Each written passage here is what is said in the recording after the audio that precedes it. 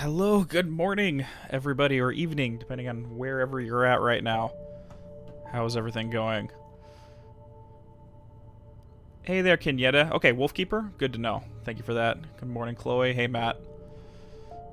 Hey there, Neko.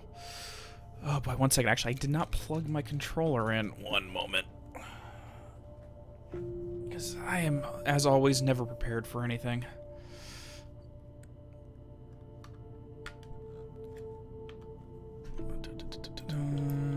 There we go, that's working now. What you guys reading, Wolf and Kayla? Just out of curiosity. Okay, let me tighten this up a little bit. Oh god, why is my phone buzzing at me? Oh yeah, that's just my notification. Let's move you over there right now. Oh, a fanfiction about Psychonauts? Very cool.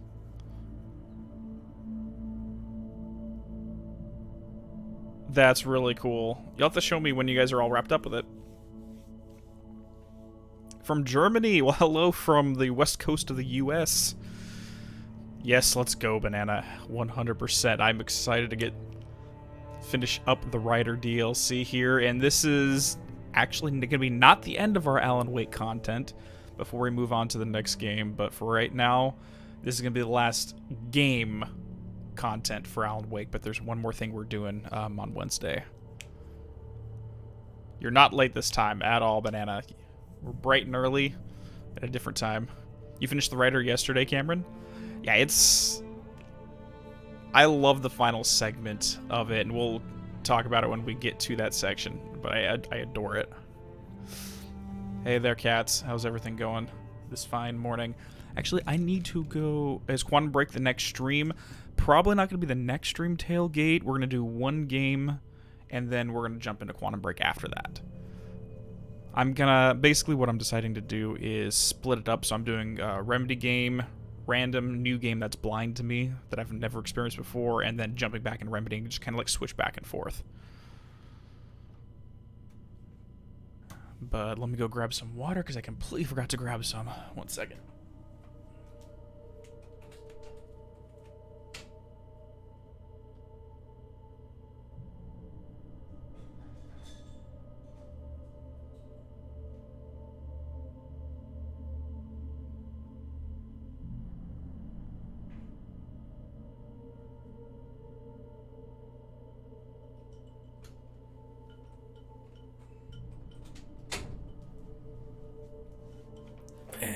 Let's grab, where is my coaster? There's my coaster. Perfect.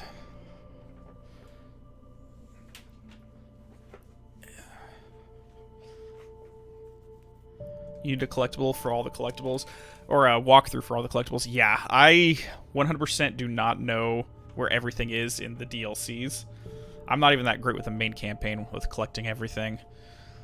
Other than Chapter 1, or Episode 1 of Alan Wake, I haven't got them all memorized yet, unfortunately.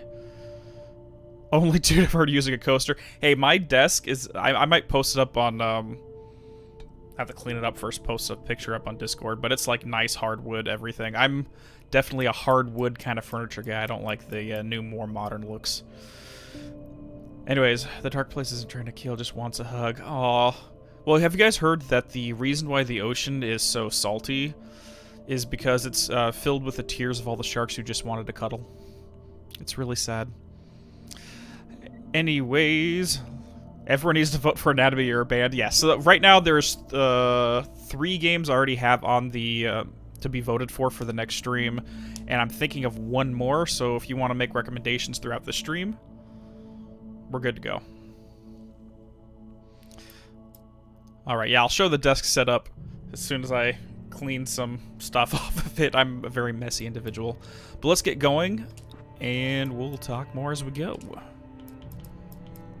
Nightmare Mode, the Rider Special. Alright, so let's go ahead and get our previously on.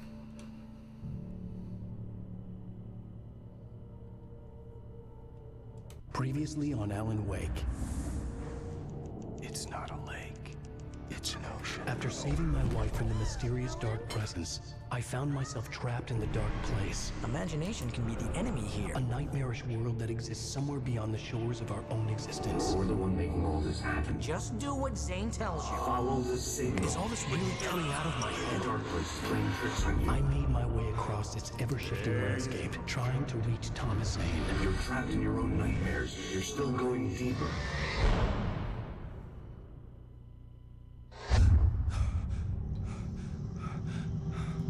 There you go, Alan. Oh, wow. It's all in your head. You've been making it up. That looked like a face app between Barry and Hartman there. Or face change thing. Illusions are out of control. Get out of my head. Seriously, Al, you need to get a grip. You know reality's different here. See what I mean, Al? Okay, we're back. Ugh, I think I'm stuck on this side. Well, you're gonna have to find your way out of there. I'll wait. Just remember, you're still in the dark place. You know that, right? I don't want to alarm you, pal, but it's sink or swim time. Hey there, Yellow Bat. Fine. And I didn't say hi, Dakoba. Yes, I could hydration is feel the 100% pressure key. mounting. Barry was right. Time was running out. Everything I saw was a dark, twisted version of reality based on my memories and thoughts. Apparently we're trying to shovel away, or with a wheelbarrow, all of his books. We have some of Rudolph Lane's paintings all over the place here, including ravens and other dark landscapes. What's Soma Whitefinch? I haven't heard of that. Like, I've heard of the name, but I don't know anything about it. Is there new content in the game? Pet caps? Well, these are the DLCs that were released originally back in 2010, I think. They were released like right afterwards. Al, So these are did you old. notice that light? Might be useful. But there is one more piece of content after this that was released in 2012, but it's not going to be gameplay. Alright, that's right, we gotta do this. We gotta swing that thing. Water and pancakes and easy to reach on my end. Ooh, make some pancakes. Make sure to make enough for everyone, though. Alright, so right now, just so everyone knows, the three games on my list are the Anatomy that Kayla has been asking for. My mind, 1 second. and I was the one making all this happen. I was literally fighting myself. It was a moment of clarity. That, Hellblade, and The Evil Within, the first one. Those are the three that I have currently on my list. And we're looking for one more to throw up on poll. At least we start off with the heavy-duty lantern.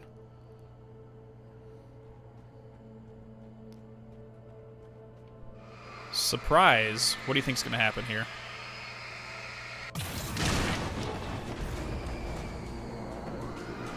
Oh, that's not good. But at least we got a heavy-duty lantern, so we're gonna be relatively fine for the time being.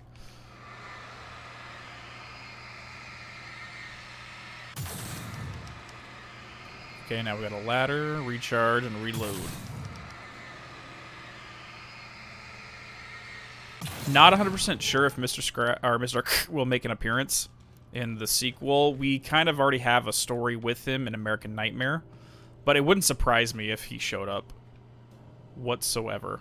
Yeah, don't make the pancakes with bird milk or dirt, absolutely. After finishing Departure, Don't take cooking I advice felt from finished Sam. Myself. All I had wanted was to save Alice. After that, a part of me had been ready to just give in and die. But I hadn't given up. Thomas Zane had reached me. I had run across a nightmarish landscape following a signal from him. He kept telling me I was sinking, going too deep. I wasn't sure if he meant the dark place or insanity. Perhaps they were one and the same. 100%. So the entire point of the game was to get us to rescue Alice, and now that that's happened, he's just like, okay, well, mission accomplished. Who cares from now on forward? And you can make the argument that his feelings here kind of parallel his feelings after finishing The Sudden Stop in his Alex Casey series. The story's over, so no point. There's nothing else. We're all good. Oh, no, it's not fortified with what the world wants. Just not with bird eggs. Or bird milk. Wink.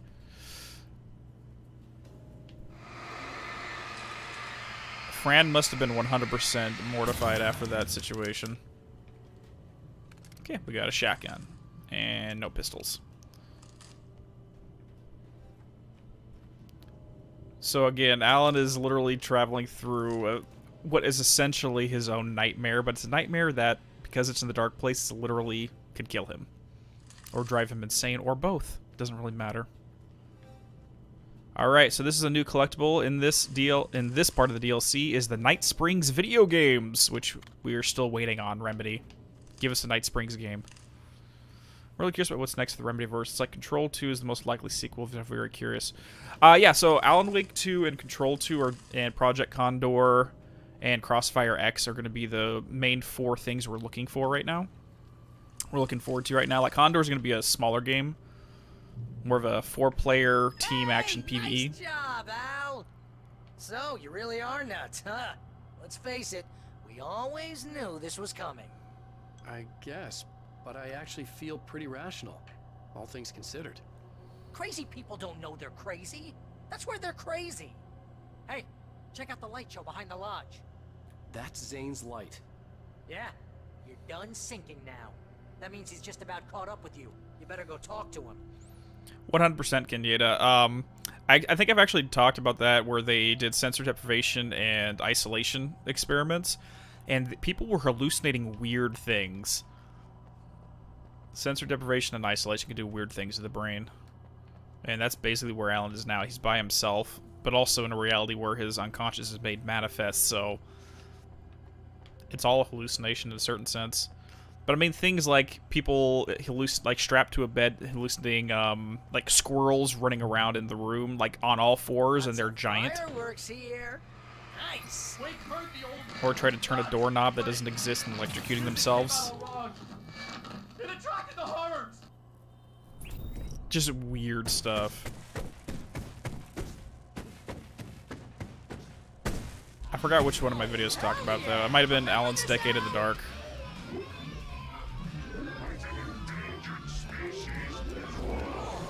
Okay. I need to not just stand around. Oh, this is awkward.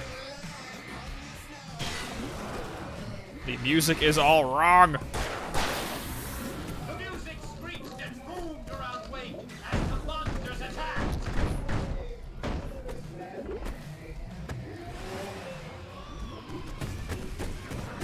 Okay, let's try that. Come on, fireworks, work with us.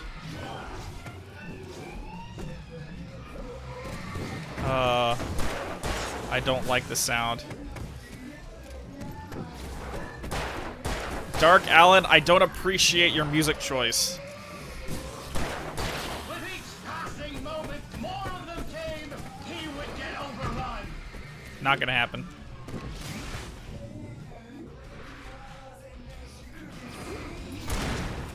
And again, this is the same song that played on the stage at the Anderson farm. Children of the Elder Gods, just a really fucked up version of it. Hey, isn't it kind of ironic that you're a writer and you're threatened by your own imagination? It's like your greatest power turned against you. Thank you, Busy Barry. outside over here. All right, let's get some fireworks going here. Always with the melodrama.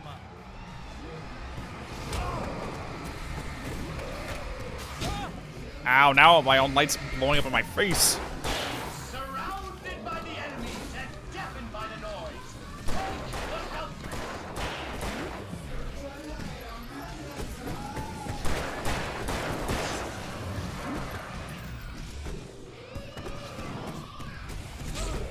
Ow, let's not walk in front of that.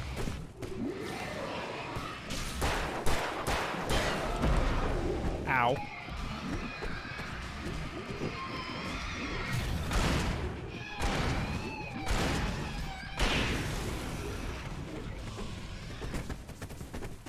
Okay, we survived. Something hallucinate weird stuff with a mix of caffeine and anxiety meds. It's oh, yeah, uppers and downers, not a good. At the same time, it's not a good thing.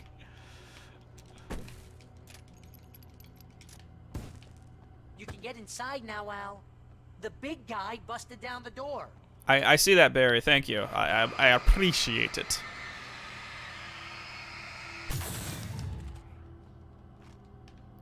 So if you guys were stuck in a place like this, what kind of wacky shit do you think you'd imagine forth?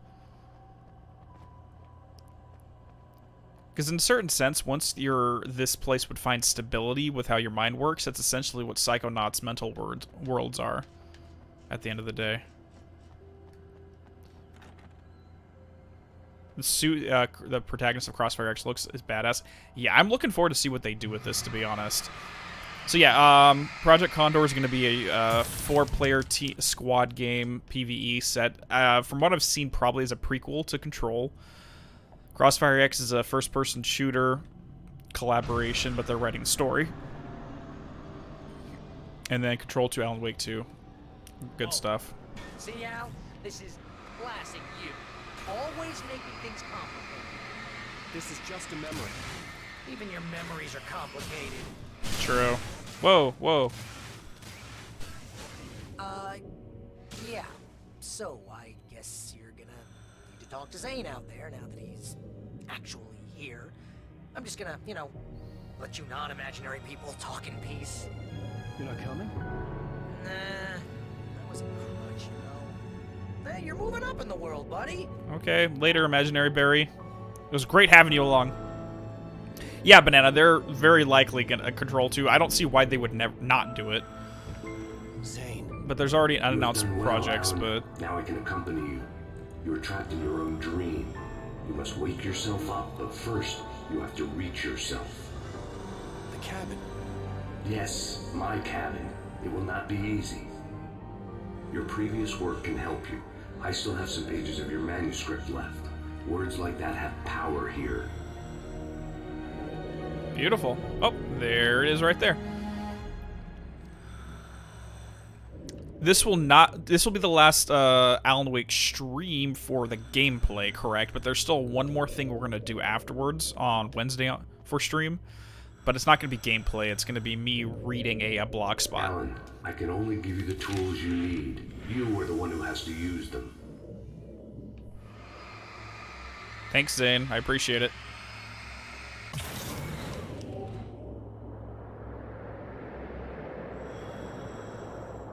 The lighthouse?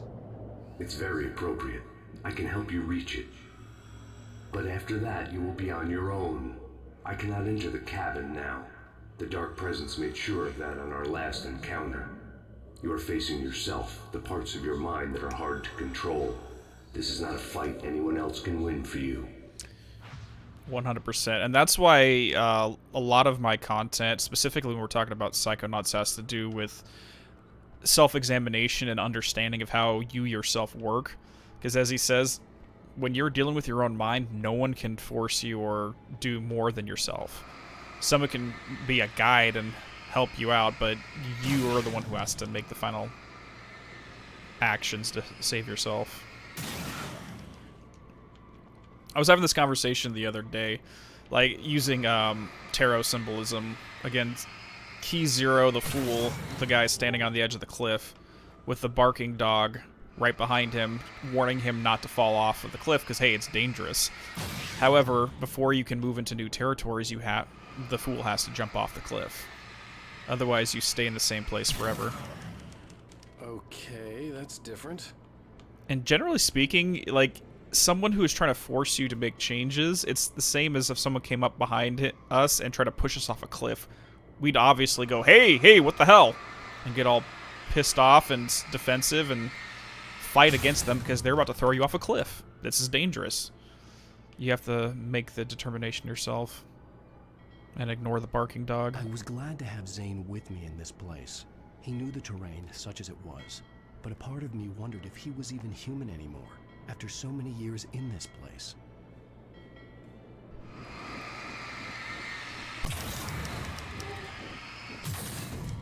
Alright, let's get off of our boat. We've crossed the river. You didn't miss much, Samek. We just kind of got started, and the landscape in this DLC is a lot more chaotic. Yeah. Yes, we're in a floating boat crossing the lake. From one side to the other. Oh, we got a cabin. Let's go ahead and make a cabin up.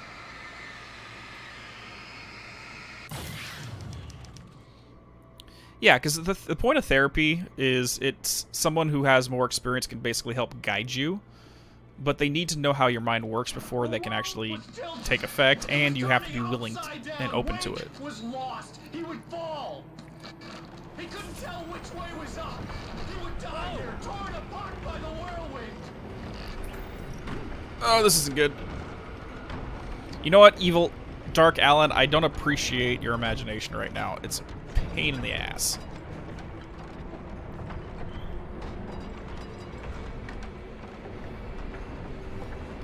Yeah, this isn't a platforming game, but this DLC makes it feel like a platformer.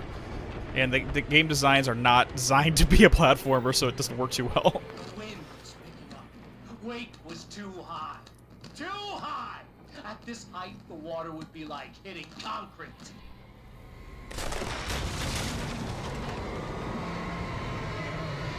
You can't want me dead this bad. Storm was coming! It would throw him off! You know what? I got a page for that. Alright, we got some bridges here. And this is the point of Alan Wake when it became a platformer. Ooh, a bus. I'll take the bus.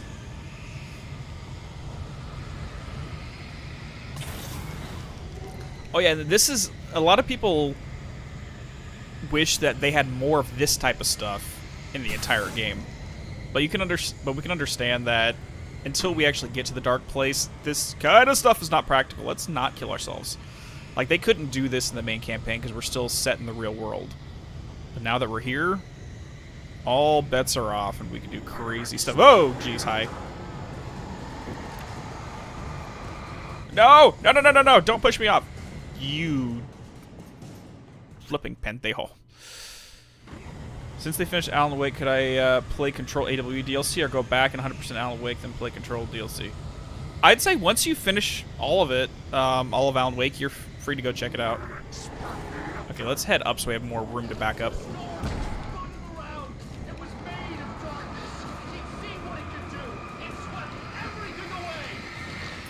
would have to make my way through the storm of madness. It reminded me of their presence, just another memory. But it could still kill me. I agree. This platforming, it gets a little wonky here. Because again, these are not designed like a Mario game where you can platform amazingly. I keep reaching for the maple syrup instead of your water bottle. Well, that's fine. Hey, I thought you were, I didn't know you're Canadian. You're drinking maple syrup right out of a bottle? Come on.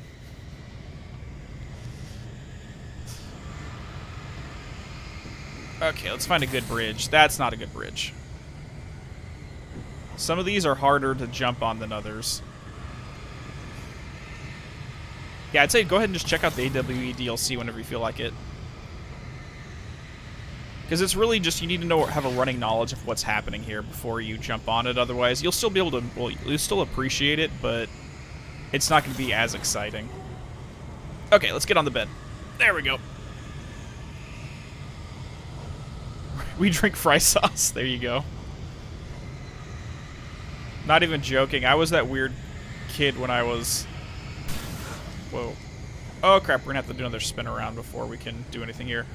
But I was that weird kid that would just eat freaking ketchup straight out of the bottle. I think we all have our own weird quirks. I'm joking, Samek. I know.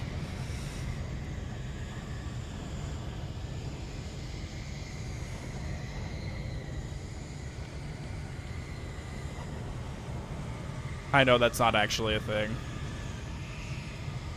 It's just a stereo. At least we perceive it as a stereotype of maple syrup with Canadians. It'd be amazing if one of these bridges, when it lit and turned into a music bridge, and started playing bangers. Oh, that'd be awesome. I think the Andersons would probably do something like that. Kind of like the light bridges in the Jack Black's Mental World. We're having a lot more screen tearing in this one. Let me see if my settings got changed. Let me see. No, our VSync is on. I'm not sure why we're having it more than usual.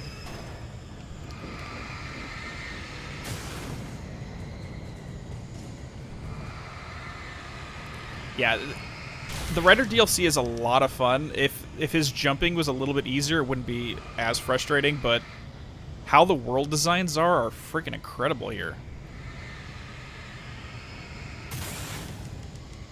Our joke is that we inject maple syrup with a syringe. There you go. Okay, okay, I can accept that. And again, here is... And one really cool Stay thing... focused Hold on the on. lighthouse. If you can reach it, you will find the cabin. Things are getting pretty crazy here, Zane. It's to be expected. You are struggling to reclaim yourself. The landscape reflects that strain, but each step takes you closer. If you persevere, you can attain the lucidity that fends off the darkness. A rational mindset. So one thing I love about how they do the level designs here is they use a lot of modeling assets, like game assets, and repurpose them throughout the course of the DLC. Which, like this right here, this is one of the tree rings cut we found, I believe, in episode 3. They used the exact same asset. And the reason why it's relevant is because very much like when you're having a dream, you're going to pick and choose, like a cookie cutter, pick different parts of things you know in the real world to occupy your dream. Like, some people have asserted that if you see a stranger in a dream, they're not actually a stranger. Like, imagine if you're out in public and you see a random person you've never met before, you'll never see again, but that face is emblazoned into your personal unconscious and you draw upon it randomly. It's just in very different... Now that I knew what I was facing, the environment became even wilder. Different and Legos stranger. and assembled differently. Like it was no longer even bothering to pretend that things were normal. And Rock spawns at Dwayne "The Rock" Johnson midair and falls into eternity. Oh boy. It's a brilliant narrative concept for the gameplay. Yeah, and it makes perfect sense within the story why it would work this way. Not just that it's a really cool level designs, but this is how it would be. Alright. So now we got another fun new gameplay mechanic here. Oh! Oh, I'm sorry, guys. Oh, that sucks. I'm not entirely meaning to, like, throw exploding barrels at you, but... Oh, come on, get the roll, get the roll. There we go. Perfect.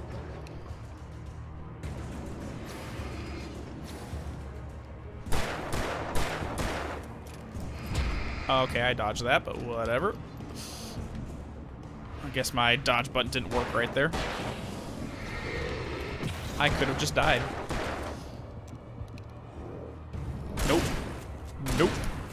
Nope.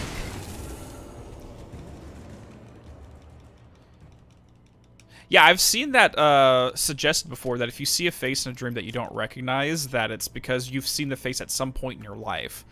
I mean, think about it. Where I'm at, we have, I'm in California. If you go out to, like, Six Flags or Disneyland or something, you're going to see probably more than tens of thousands of people that you've never seen before. Those faces get recorded into your unconscious. And every now and then, your brain will pick one out when you're having a dream. Oh boy, that's a lot. Okay. Hey guys, goodbye. I'm not dealing with any of you. Get on down there. Looks like we wiped out most of them in that assault.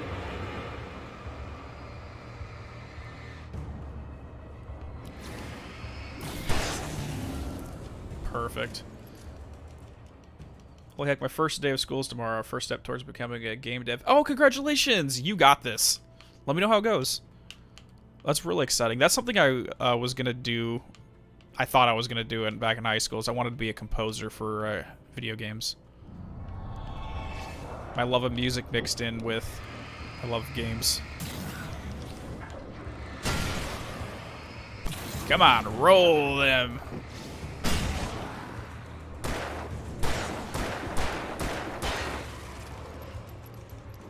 This week I had a really vivid dream with zombies in it. Hold on, let me look at this. And it looked like Heath Ledger's Joker. My brain's probably making because I saw a Joker masking a story the other day. Yeah, stuff like that happens. And usually the symbols that you use in your mind for dreams have to do with things you have an emotional response to. That's why whenever you're looking into dream analysis, one of the first things you should do is say, well, how did I feel when I saw this? Not what is in the dream, but how did the dream make me feel? Symbols are intended to evoke emotion in you, and our symbols are always unique.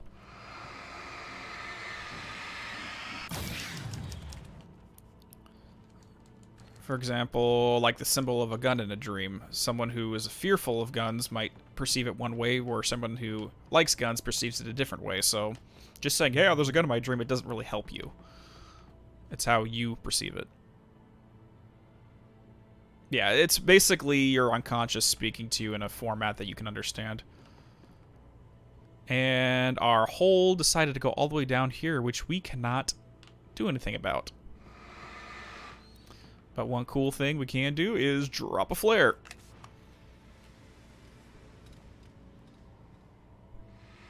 Drop a flare down the well. Perfect. I laugh at Joker memes, so that's probably why I was on my brain. Yep. Like, I've heard a lot of different versions of what dreams are at the end of the day. Some, like, my opinion is there's multiple different classifications. Sometimes they're just randomness, which happens quite a bit. Sometimes they're symbolic, where it takes random things, but makes something that's meaningful to you, trying to give you an idea. Some even assert that sometimes they can be, like, prophetic. But it could also be wish fulfillment, so it's really hard to say.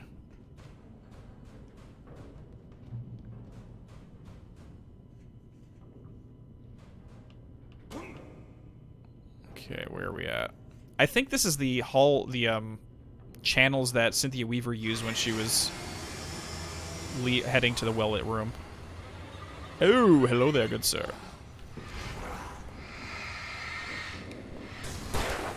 Let's not let you sneak up on me there. Whoa. Reading Wolf's fanfic as a dream? Well, Wolf, take that as confirmation that you made an impression on her.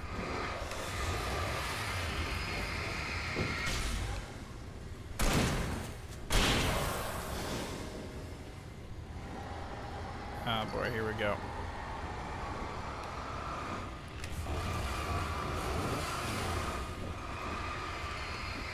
Come on, break it. There we go. At least we got fully stocked on flares, so we can do this part easy. Wow, killed them. Oh, we got 2 in 1. Nice.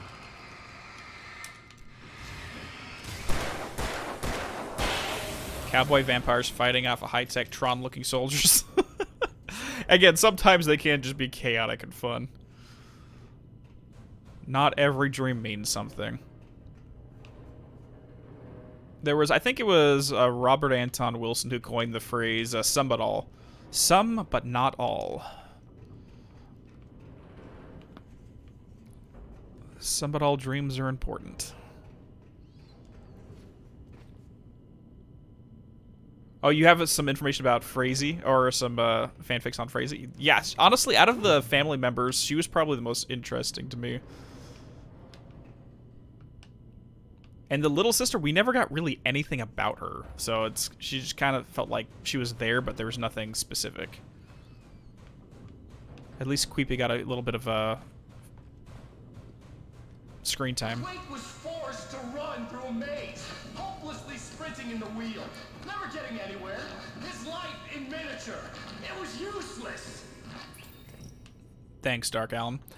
By the way, Neko, I think Max has a video about dreams like that. So what he recommends is just keep a journal next to your bed, because the second you wake up and start moving around, usually within a 5-minute period, you're going to forget your dreams. But if you write them down before you climb out of bed, if you do that for like 30 days straight, you'll start remembering them a lot easier without having to write them down, but you also have more vivid dreams as a result, because you're training your mind to remember them.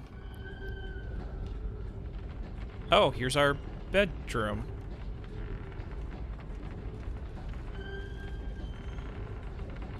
I have a few, like 3 or 4 really vivid dreams that I've written down over the last few years, but I don't do it for everything. Only the ones that are very symbolic and really intense. So it looks like we're in a hamster wheel of our life. very confined. We can't move off the path. We have to just continue onwards with the path. Is this supposed to be Alan's way of saying he feels... Oh no, we're on a Ferris wheel, not a hamster wheel. Jesus. Is this Alan's way of trying to say that he feels out of control in his life? He's on the one path forward. And here's the keyboard. Typewriter, wake up.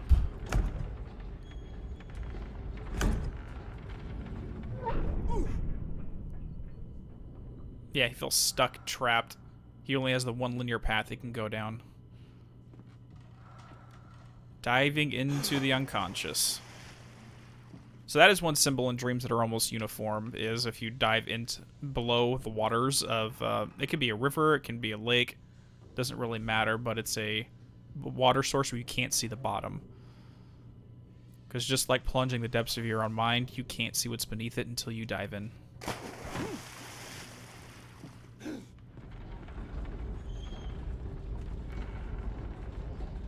Now we're in the sheriff's station. Mr. Wake, can I help you with anything? Hey, deputy. There's Doc's fish.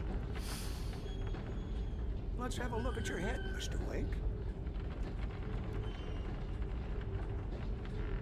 Yeah, that's what lucid dreaming. So yeah, if you record it down with the dream journal, you'll become more lucid.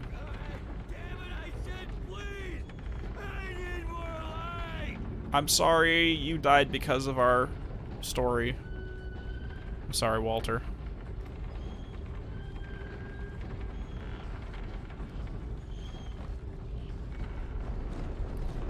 Oh, jeez. So I've died in this section a few times because gravity gets weird and they start making puzzles in the platforming centered around gravity. Like right here. Okay, so we gotta stop. And then go the other way. And then work our way back up.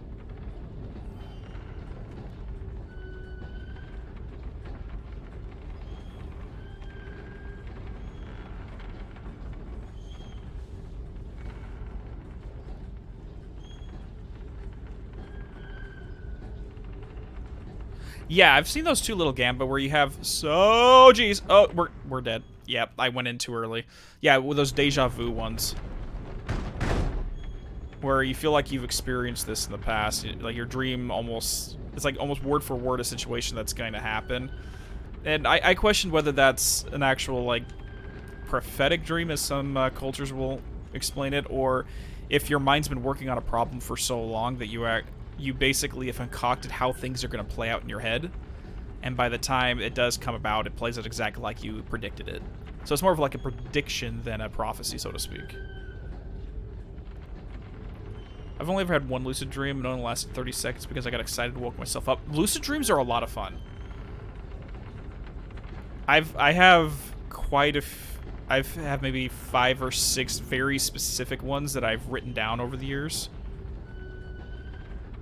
I think I mentioned one of them in the Discord recently when we're in the creative writing section. Can we get out? There we go. Okay, we're back in the well-lit room.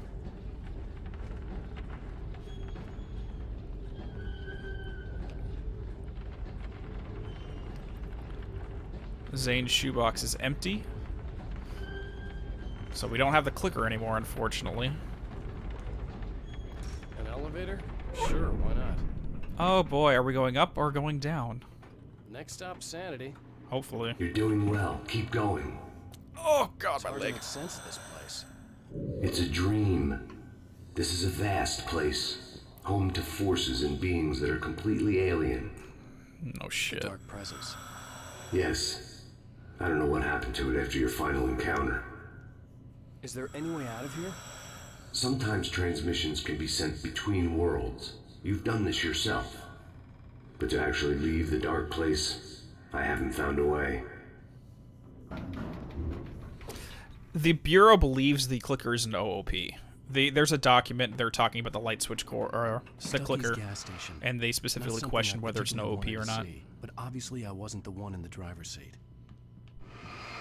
Okay, let's go ahead and get some more batteries and some more ammo real quick.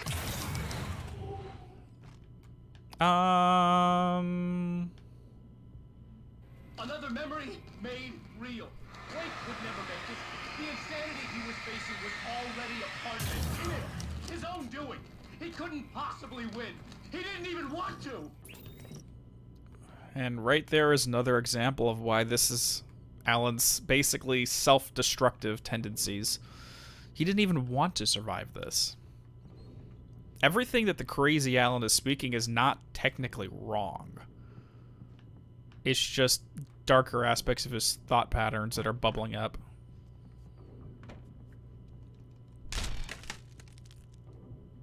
Oh, no clue where the clicker is now. At least the lighthouse was much Absolutely closer no now. clue. I would have to make my way up there somehow. As soon as he used it on the Dark Presence, it kind of just... Okay, let's get some boom in. Get out of the way! Get out of the way, I'm trying to explode that thing.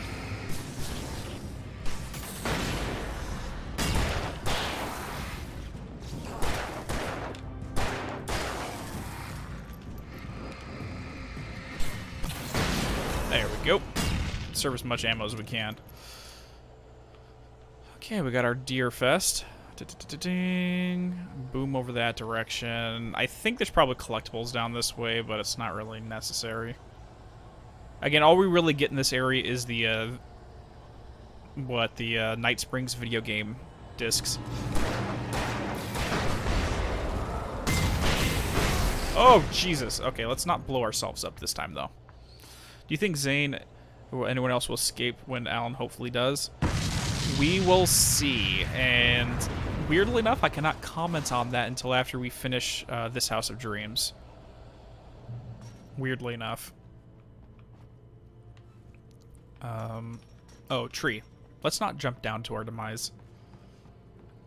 There's a Zane encounter coming that I find interesting. I'd like to hear your take on it. Absolutely. So this is one of the biggest encounters and conversations with Zane that I refer back to when dealing with who created who. Did Zane write Alan as a child, or what's going on here? So let's head on down so we don't kill ourselves with the drop. There we go. Looking to the young psychology, I think we could have a fun picking apart the Persona games. It's definitely an influence there. 100%. It's very specific word for word with young psychology. I'm playing through Persona 4 as we speak.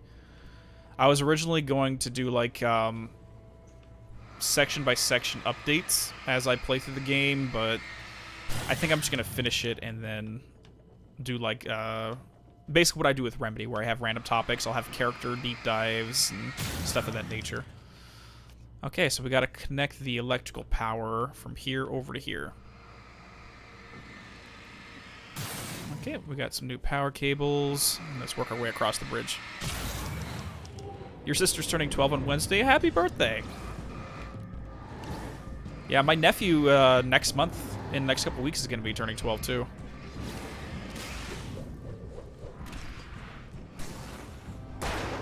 Okay, I wish I had some things I can explode on them, but we don't here. No booms. Oh, God, get away from me.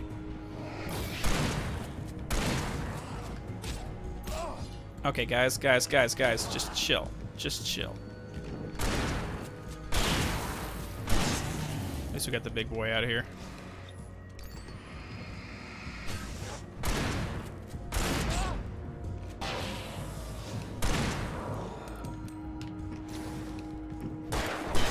Okay, we're safe. I just realized that the main game, Zane's dialogue sounded kind of forced and stilted, but here he sounds more natural. Do you think it's intentional? Most likely, because if you can make the argument that all of Zane's dialogue in the main game is dialogue that Alan wrote, versus speaking directly with the individual. His speaking patterns are not being controlled by a third party.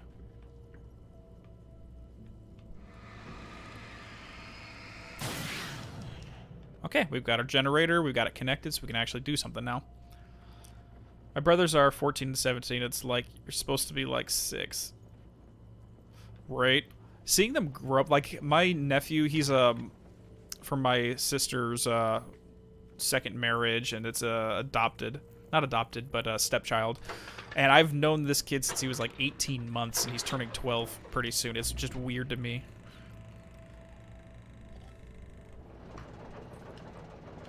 Watching them grow up is crazy.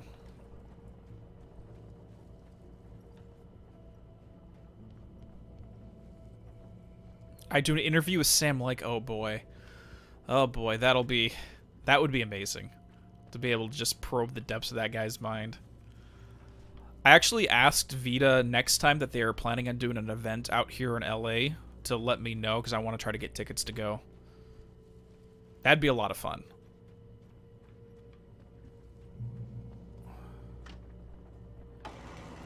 So now we got power out here. Yeah, that'd be something I'd really enjoy, though.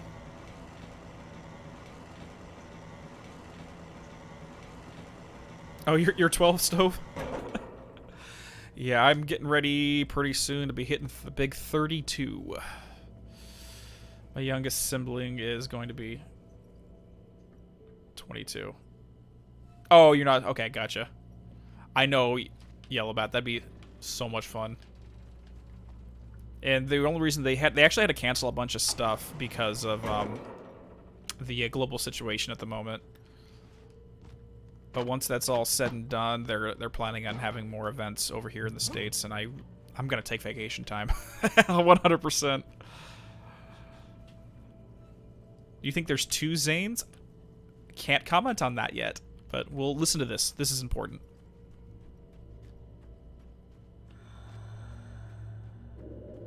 The part of you that is in control is in the cabin, dreaming and insane. I don't think I like that. You represent the part of Alan Wake that is capable of rational thought and planning, which is why I'm talking to you. If that part can regain control, then you have a chance of making it. But a part of you wants to give in. There's comfort in the oblivion of dreams. You represent the part that isn't ready to quit and die. Wait, are you telling me I'm not real? You're as real as anything else in this place. So there are 2 of me? Yes. And the one you called Mr. Scratch, he's me as well? No. Zane, are you playing some kind of game with me? I am not the author of your story. How can you say that when you wrote that page about me and the clicker? It wasn't one of my pages. You directed me to it. You had Weaver guard it. Yes, she was needed. And you needed to click her. But I'm not. What? I don't understand. Alan, you should keep going. Zane? Zane, come on! This Well, that cleared things up. This is probably one of the most important conversations that we get throughout the entire DLC here. So, let's take a moment here. So, the real Alan Wake is actually in the cabin. He is completely insane on the floor, nutting up. Yeah, he said too much exactly, Cameron. So, he is nutting up. This Alan that we're playing right now is not the quote-unquote real Alan Wake. If we're going to use Cassie's collection from Psychonauts 2, this is one of Alan's archetypes that we're playing as right now. The archetype, the aspect of Alan's mind, like the cutouts that Cassie did with the librarian versus the criminal versus the writer versus whatever. This is the Alan that is ready to say, no, I'm not going to succumb to this oblivion. I'm going to stand up, grab my gun, grab my flashlight, and I'm going to fight back against this insanity. And so we're playing basically a shade, a representation of the archetype of Alan that is saying, no, fuck you. We're going to deal with this. So, technically speaking, he's real, but he's not the entirety of the reality. Now, that being said, Zane basically flat out says here that he is not the author of Alan's story. He did not write Alan. He's not the one who manifested the idea behind Alan coming here or the clicker or anything of that nature. All that happened was that Alan needed a methodology of gaining the clicker within the story, and he used Zane to say, oh, well, I wrote that Zane wrote this. Everything was still done within the confines of Alan's story.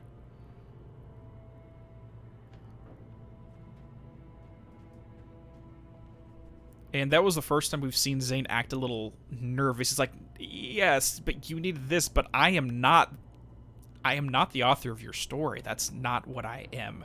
And you can hear the hesitation in his voice. Again, almost like he's giving out too much information than he should.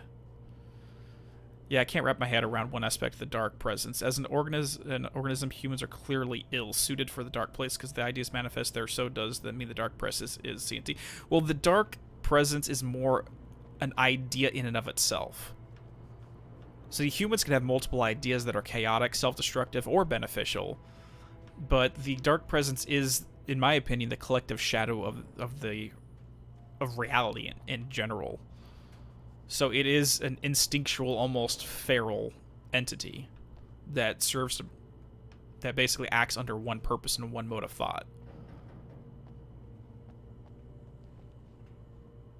Like Sam likes Alan Wake 2 in interviews. Get a minor cue from Star Trek, vibes from Zane. I can see that. Q's amazing. I actually got to meet Delancey once at Comic-Con down here in San Diego. It's freaking cool as hell. You just missed one of the best conversations, S&G, but you can check it out in the VOD. Basically confirming that this Alan we're playing as is not the real, quote-unquote real Alan. The real Alan is currently insane in the cabin.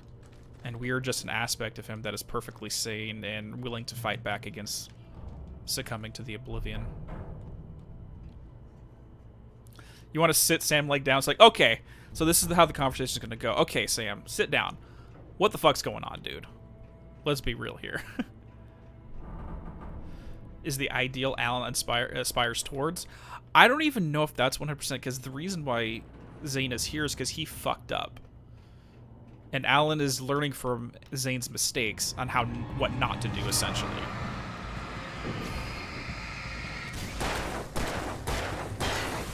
He's building upon the life experience of a previous author so that he can better survive. And Zane has experience as a result of this.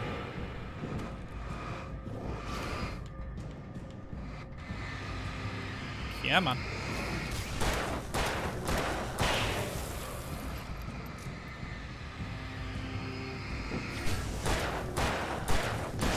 Yeah, definitely check it out from the beginning, because specifically this section, we just paused there for like 5 minutes to talk about it, because it's just crazy.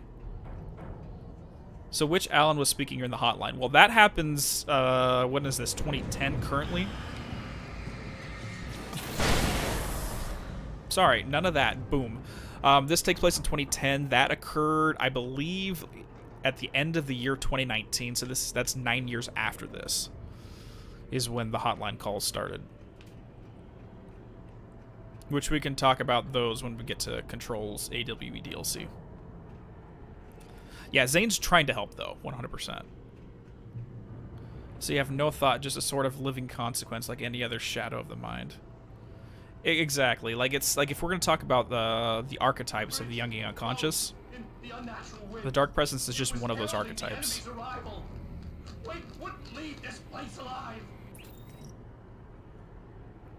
But before we cross this bridge, quick bio break. I will be right back.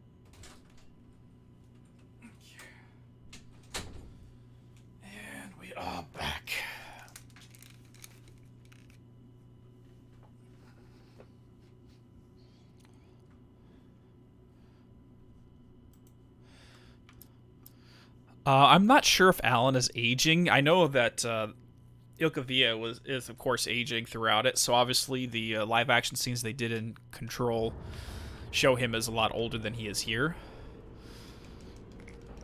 But also, when are we going to get the House of Dreams live stream? That's going to be this coming Wednesday.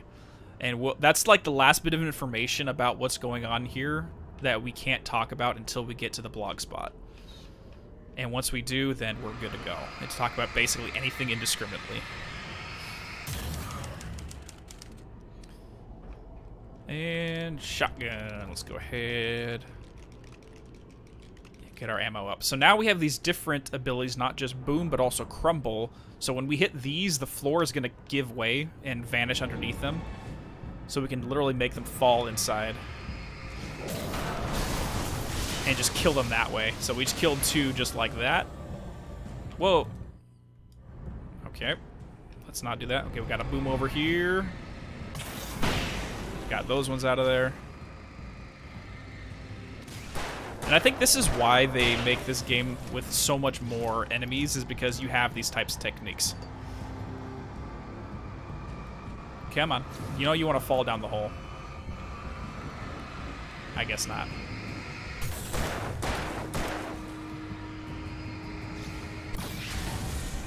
Ah, that didn't. I was hoping that he would fall into that one. I always have a hard time saying his name. His model's name, yeah, it's Ilkavia. Villa. Is it? Do you pronounce the L or is it just Via? I'm not sure. Yeah, he's a pretty popular actor out in Finland.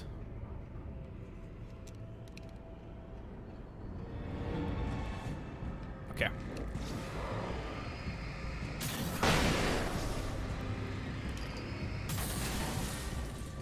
There you go. That one fell. Let's get another boom in there. Perfect. Alright, so we got most of those guys taken care of without having to fire a shot. Beautiful! Beautiful. Crap. That would have been nice. Okay, I guess I'm out of stamina because I wasn't able to dodge that.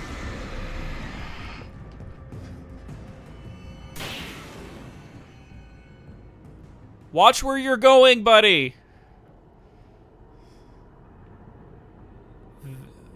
Vilkavili with a Vili with the E at the end. Okay. Understood. I always, for some reason, I always pronounce things a little differently in when I'm reading it, and I know it's from a different language or different culture. A moment. I can help you here. Okay, I appreciate it. Oh. Couldn't you have done this before where you literally throw a giant-ass freaking tree at the Taken for me? Because that would be very convenient. How the hell are you doing that? It's like learning to control your dreams. There's a connection. You were in my dream. Yes. I taught you. You fixed the foolish mistake I made with Barbara. So in a sense, what we're learning here is that the skill to lucid dream helps with navigation of the dark place, which it's pretty pretty apparent, to be frank. If this place acts like a living nightmare, once you learn how to manipulate your dreams, you can learn how to navigate through here a little bit easier.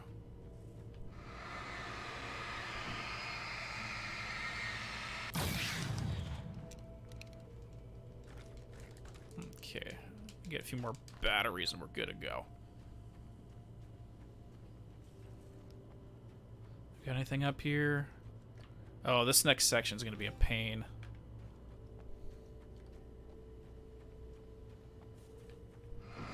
The more lucid you are, the more power you have over that world, exactly. Which, in a really weird way, means this is a great place for therapy. Because in order to survive, you're going to have to gain control over your own head. The less control you have, the more dangerous it is. So literally, Alan is going through therapy as we speak. In a life or death situation. This isn't good.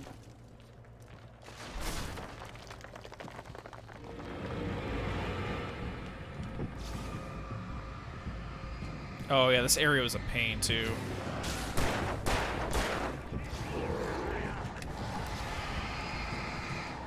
Because they can literally hit you from basically anywhere right here.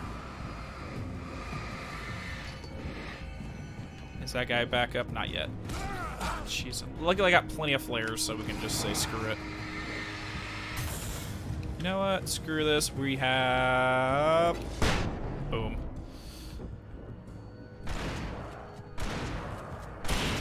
We need to pay attention here. Yeah, it's death therapy, right? Like, you know, everyone's up talking about, like, Squid Games right now where you have, like, death games. Well, this is therapy games. This is death therapy. But now we have a light that'll help us navigate. Oh, jeez. You know what, jerk? You just stay away. Let's see if we can light up as many of these, lights. No one ever said my command of the English language was the best. Light up these lights. Hit the flash a word so we can get the spotlights on.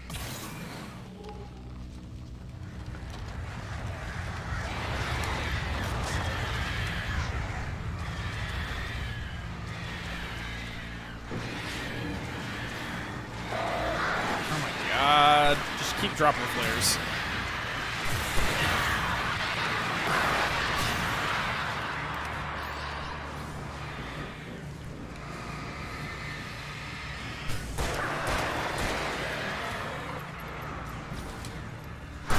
Try to get the last of these birds.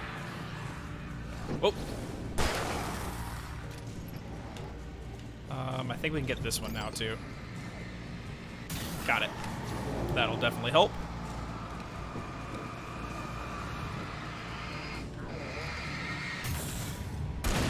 So in a symbolic sense, this is the first of 2 sections in the Reddit DLC where Alan is creating mental constructs within his dream that act as a way of self-defense, rather than your own individual mind, having to shine the light. You're creating third-party constructs that do the same for you. Just like Barry wore the Christmas lights around him so that there's a passive protection against the darkness and dark thoughts, rather than actively stamping them out. Let's get a save point real quick. There we go. Get caught up in chat. Will Alan Wake 2 be good? I mean, in the first game he wanted to save Alice. There's no good reason for Alan to risk anything. I mean, he is trying to kill himself. Well, let's finish this section. We'll revisit that conversation. That's not enemies trying to kill you. It's therapeutic existential crises. For some reason, I think Alan likes death therapy, though. Yeah, no. But if you remember how he was as a human being at the beginning of the game versus by the end of American Nightmare, you can definitely see that his experience here helped him become a better person, a better man. The lighthouse always reminds you of BioShock. Well, it's entirely possible, Neku, that one of the lighthouses at the end of Infinite is this lighthouse. Wink, wink. Wouldn't the chain of lights and the signal C count as well? Yeah. It was pointless. He would never reach it. His life would be snuffed out just as easily as the very thing he thought would save him. And again, we're trying to get to a lighthouse. Even with the light gone, all I could do was keep going.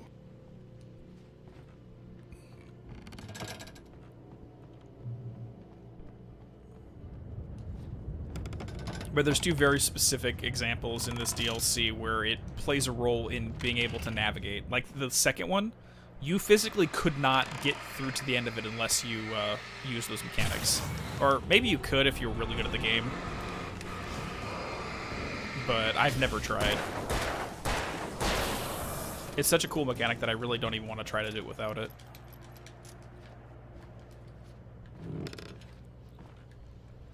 Okay. I do.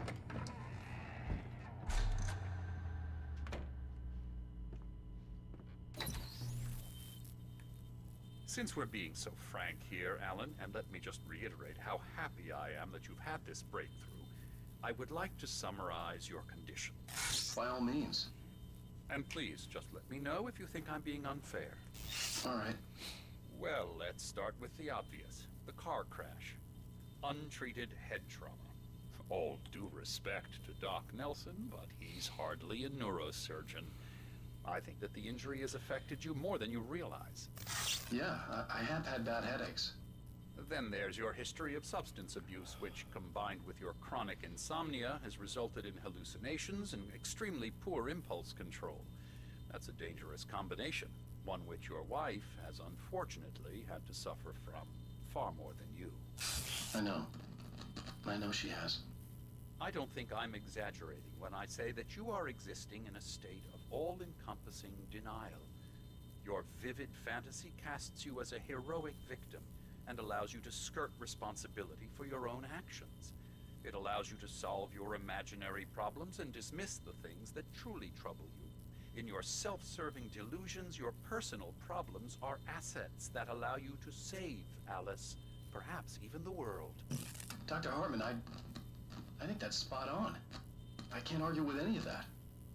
Well, I'm sure I'm stating the obvious. I don't want to labor the point, but, well, No, I understand. It's important that I face it. Precisely, Alan. You've put so much effort and imagination into this self-deception, but what good has it really done for you? You refused my offer of help, and here you are. Did being so obdurate really get you to a better place? No. No. And did it really help Alice? Was this really the best thing for your wife? Probably not. Probably not. Why don't we find out? You know, I've been talking with her. There's something she wanted you to hear. Oh, hey. That sounds like fun. Yeah, this scene is sometimes hard to watch. Let's pause for a second. So the reason why this Alan has the TV set is because that's how the sane part of Alan's mind is perceiving the insane part of Alan's mind, because we only see him through the TV sets. So we can make the logical assumption that the Alan that's insane is trying to convince himself that that's all this is, that he's insane. Which is not entirely true. Or maybe it is. Who fucking knows? But let's go listen to what Alice wants to tell him. Come now, Mr. All I ever wanted was to help you, Alan.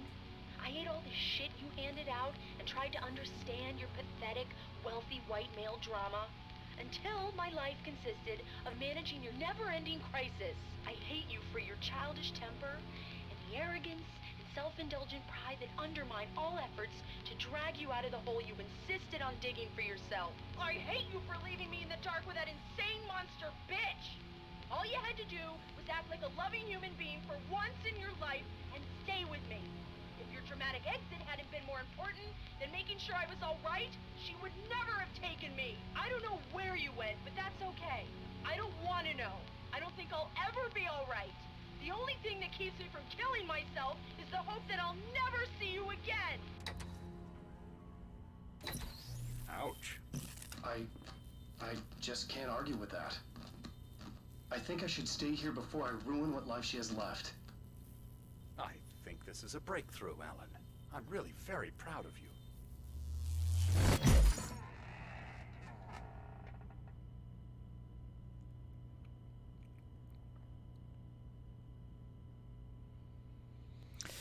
So, yes, this, if anyone's asking, no, that is not really Alice. And this is what Alan believes. This is one of his unconscious fears, that she believes everything she just said about him. And not only is he trying to tell himself that, but the purpose behind it is the insane part of him is trying to convince himself that she's better off without him. That her life would be far better lived if he never returned in the first place. That succumbing to the insanity of the dark place is preferable for her happiness. And this is the struggle that he's having with himself as we speak. Funny thing is, there's a lot of people in Hartman's statements actually applies with 100% accuracy, sadly. Well, that's the thing, BJC word, is literally everything Hartman just said can be a diagnosable thing and literally could be what's happening. Like, that's why I was, throughout the main gameplay, I was constantly bringing up, oh, we're drinking coffee, we're keeping Alan awake. Sleep deprivation psychosis could literally explain everything that Alan is experiencing throughout the entire game. So this entire story can be interpreted on two levels, whether this actually is happening or whether he's suffering a psychosis. Who frickin' knows? Some sort of strange messiah complex, yep. So that's why it's... And he'll comment on it right here. Before we go through there, I was commenting, as we're jumping across those bridges, going into this scene right here, I want someone to edit it so you have Super Mario's voice going, ha-ha, every time Alan makes a jump. Oh, or whatever, I can't do it properly. That'd be entertaining. It was nonsense. I knew I'd saved her. I'd succeeded in that, and that was all that mattered. What I heard in there wasn't the truth. It was just another toxic mirage. It cut deep, but that made me all the more determined to force myself to snap out of it. I didn't want to be that guy anymore. I had to make myself see the light. And the thing is everything she was saying, Alan now knows that that is what he was putting her through. He believes that that's what he put her through, but he twisted it so that she's all in his head, she's going to resent him for the rest of her life as a result of it, where I don't think that's the case. But her words from his perspective, yeah, he did put her through hell. Let's be 100% honest there.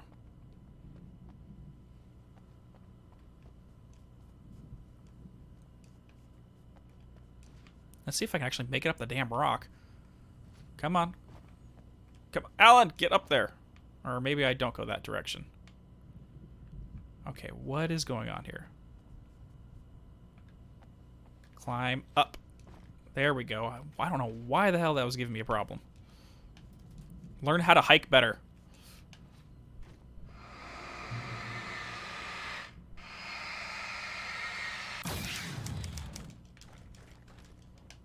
And we lost all the rest of it. Whatever. Alright, let's cause an earthquake.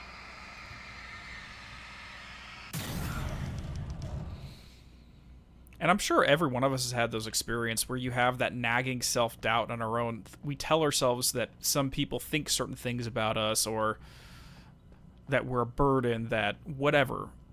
And more often than not, it's not true. But we keep believing it, and it becomes a spiraling effect inside of our own head.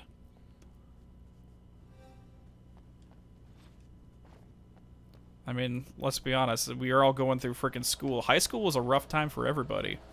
And a lot of what made it rougher is we kept believing that things were worse than they were. Oh, this person, what if they think this about me? So I have to change who I am to reflect that. Okay, hold on. I was hoping to save that, but whatever. And more often than not, as we see kind of in the Meat Circus level of Psychonauts 1, the way we perceive someone is not necessarily what they really are. Or how we think they perceive us is not necessarily what it really is. Mid-school is more tough for you? I hear you. Like, honestly, I don't know. I'd really have to think about how my experience was. So I was a band geek for sure. But I always generally can just adopt, like we're talking about Cassie's collection and archetypes. I kind of adapted myself around different people, so it really wasn't too terrible, other than the occasional asshole. Middle age has been the worst for me. I hear you. Okay, we got way too much stuff here. Let's see if I can get to the light and just ignore them. Bye-bye. Yeah, kids can be evil sometimes. Oh yeah, that's just perfectly normal paranoia. Everyone in the universe has that. What's that from, Samek? I recognize the quote, I just don't recall what it's from. Well done. You have come far, but there's still a little further to go. You must take full control of your own mind. Reject all of the fantasies you have constructed. Yeah, well, I think I can do that. A lot of the stuff I've seen here is personal and ugly as hell. I'll admit it hurts, but it's not fooling me. I know it's fake. Good. You are aware. The part of you bent on self-destruction is not. But you must be careful. Just because you know the lies for what they are, that doesn't make the danger any less real. I'll make it. I don't have any choice. Here. I cannot come any further, but this will help you on your way. Thank you. Thanks, I guess. So yeah, the irrational part of our minds does not know that the fantasies we create in our head are fake. The rational part does, but even if we recognize that it's not real, it still continues to influence us. This entire DLC is literally a therapeutic experience for him. All it is personal therapy. Hey, let me tell you something, Alan. I know how your mind works. You screw up, then you start analyzing it, and before you know it, you start writing all these horror stories in your head. Don't you? I do that all the time, too. Yes, you do. I know how it goes. You're a complete failure. I hate you, and I'll never forgive you for whatever it was that you did. Am I wrong? Oh, man. See? I know you. But Alan, it's all in your head. It is. I love you, and I'm not going anywhere. 100% Alice is a keeper, and that is a memory. It's basically directly commentating on the self-destructive thoughts he had in that faux therapy session. At the end of the day, what are we looking for? Someone other than someone who recognizes our demons and still wants to keep us around anyways. Even though Alice is not really on screen for the game, we get a huge amount of characterization for her, and she's literally a saint.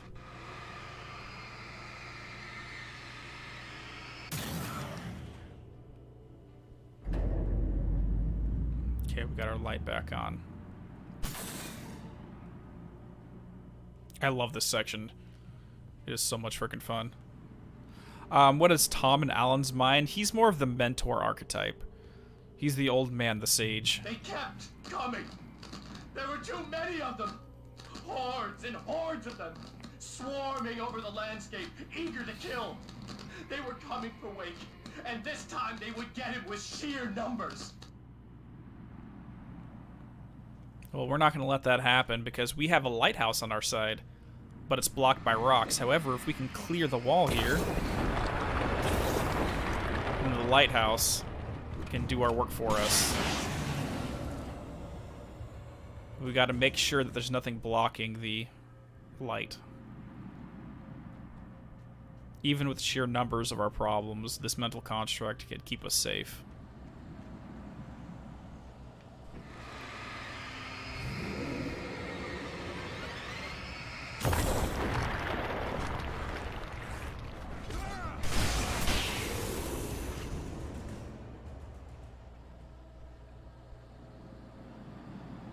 Well, the Thomas here is not necessarily a part of his mind.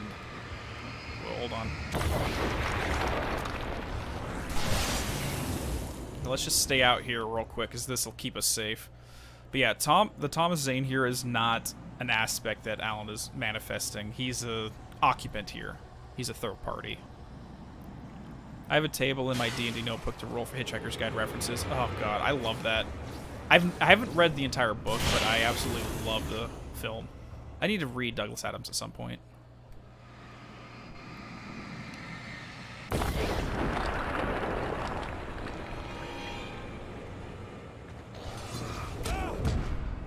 Come on. There we go. Oh, boy. This is a dangerous part, though. Even with the assistance from the light, it's still hard to get through. Okay.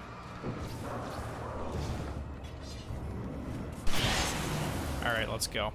So you basically have to time out when you run and when you halt. Shit. I think I need a flare for this one. Or maybe not. Alright, let's clear out some more. Dark place. I have an army. Alan Wake. I have a lighthouse. Yep. For sure.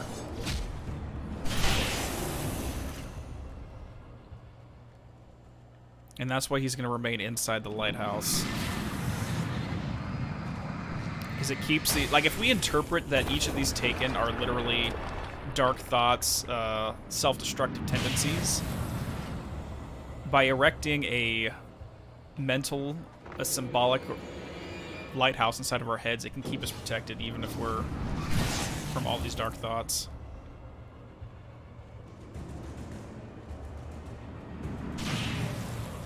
Okay, we got those killed. I'm going to clear this up real quick.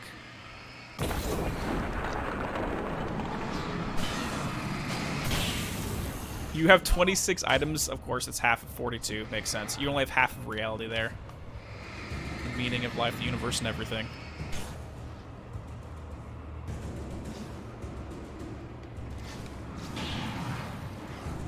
Stay away from me. Come on. There we go.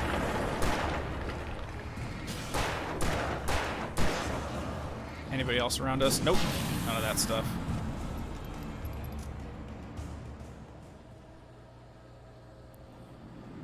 These guys got two. Oh yeah, Hitchhiker's Guide is basically just a purely philosophical story, and I adore it. I really need to read it. Oh, okay. I'm not gonna argue.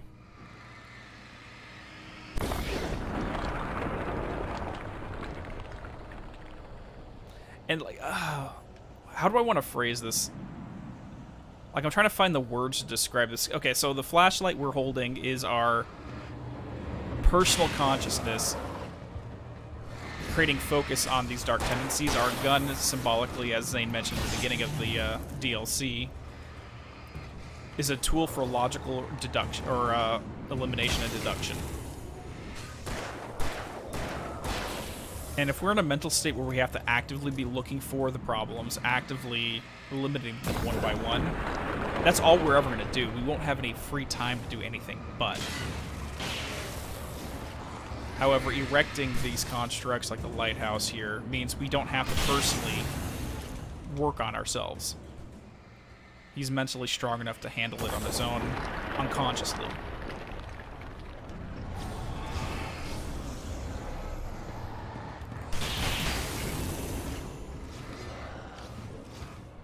Come on, get out into the light. Very much like, I think if anyone saw my video I made for Max's channel, where at the beginning of Compton Bull's Mental World and Psychonauts 2, he needed rest to do everything for him. To handle his anxiety. But as soon as he made himself unconsciously stronger by winning the cooking competition, he was able to handle that without consciously focusing on it. It's kind of a similar thing.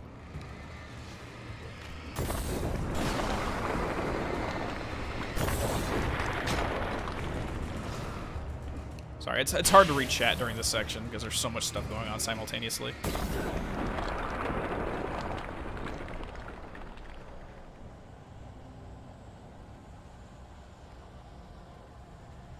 Okay, we finally made it back to the lighthouse in the intro nightmare sequence of the game. Okay, time to get caught up in chat. Hey there, Danilto. Thank you so much for the subscription. You're awesome and welcome aboard. So, Kayla, do you know the reason why 42 is the meaning of life? Or anybody who's a Hitchhiker's fan. I actually found the computer coding reason why 42 is it. Once at a time, players find a tiny suitcase with some olive oil in it. The rogue keeps olive oil because she's trying to invent rocket fuel, and the wizard keeps a suitcase to keep his Cthulhu in. Oh, that's... Oh, a little mini Cthulhu for the wizard. That's wonderful. It's sad that the therapists like Dr. Hartman probably exist in the real world. They do, Tailgate. They 100% exist in the real world. And there's some cases where therapists will push their own opinions and beliefs upon a very mentally susceptible patient, and in some cases can ruin their patients because of their own unconscious biases. Or they'll kind of tell the patient that the reason why they're feeling something... The lighthouse. I was relieved to have made it here, but I wasn't sure what was going to happen now. is the reason that, oh, well, this is why you're thinking this, when in fact that is not why they're thinking it, but that's why the therapist would, in the situation from the therapist's own perspective in their mental world, they would think this, so therefore their patients must also think the same thing. And that is 100% false and can lead to very bad outcomes. That's why in the not archetypal, but if you distill it down, what's the purpose of a therapist? First, you have to get to know the person. Because you can't help someone until you know how their mind works. So you have to come at them from the patient's perspective, not from your own perspective of how the mind should work. And that's why a lot of the times just finding someone you've known your entire life is the best person to talk to on occasion, because they already know you. But again, this is not mental health advice or anything, it's just my perspective on it.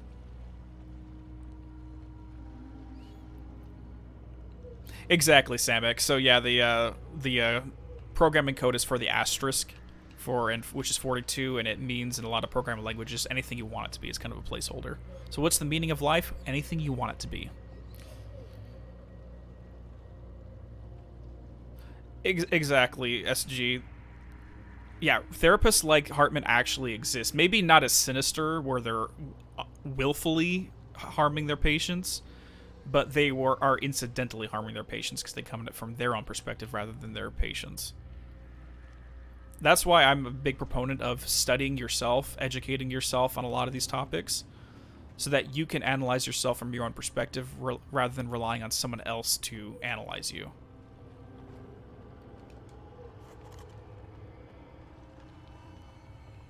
But there's an entire section with it. Sorry, there's a lot of talk about it in this very thing. If you look at the Chihari window, if you go check out my first Psychonauts video on basic braining, I talked about the Chihari window.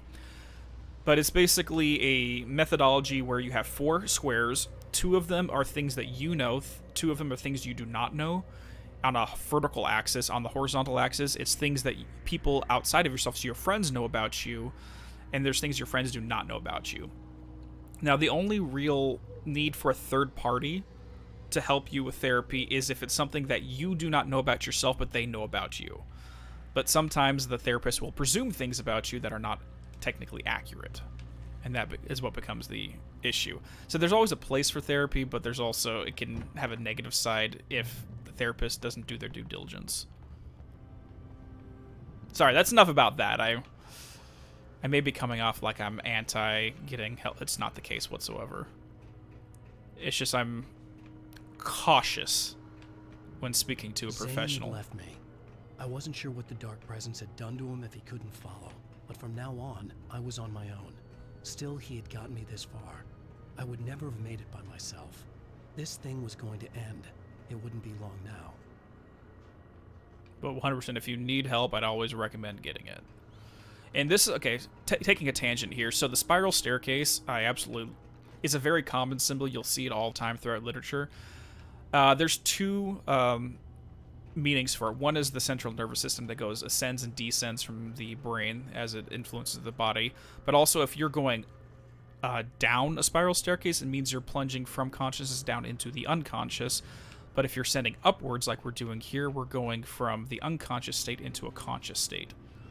So the further up we go, the further Alan gets out of his own dream, nightmare, unconscious mindset for upwards into a more conscious and sane version.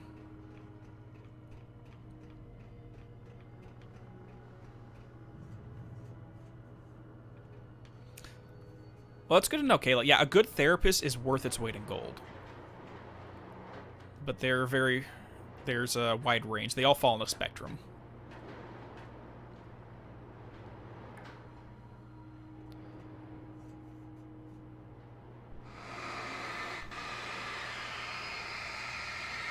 Return. There we go.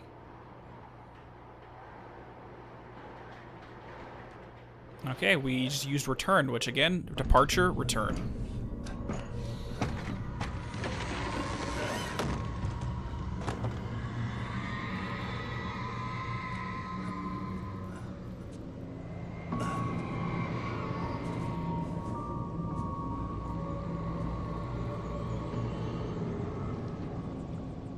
Diver's Island. I was surprised by the change of scenery. but not much. I was starting to understand the symbolism, the way the dark place flowed. Wow. It's gorgeous, Alan. It's something, all right.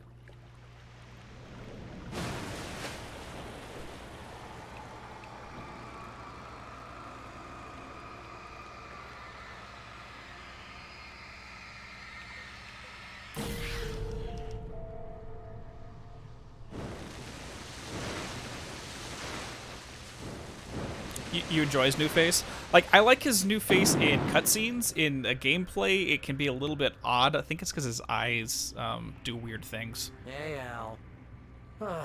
Feeling kind of depressed here. Hey, Mental Barry, how are you? What? So Zane's your new buddy now. I feel abandoned. This is ridiculous. You're not even real. That doesn't mean I don't have any feelings. I think the reason why a lot of people didn't understand Control's story for the most part is 90% of its story was environmental. It's all reading documents and piecing it together. Alan Wake's story is more clean and concise, where it walks you through what's happening. Control doesn't really do that. They expect you to figure it out. It's the archaeological storytelling versus the direct storytelling. Thing is, you need to get all rational here. Abandon your fantasies, right? Well, I kinda hate to say this, pal, but I'm one. Fine. You're abandoned. Bye.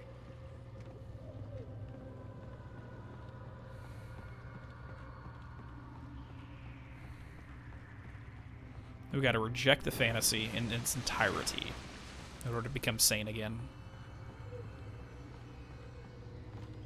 Pal, what I'm saying is the only way you're getting in that cabin is through me. It's one of those kill your darlings things.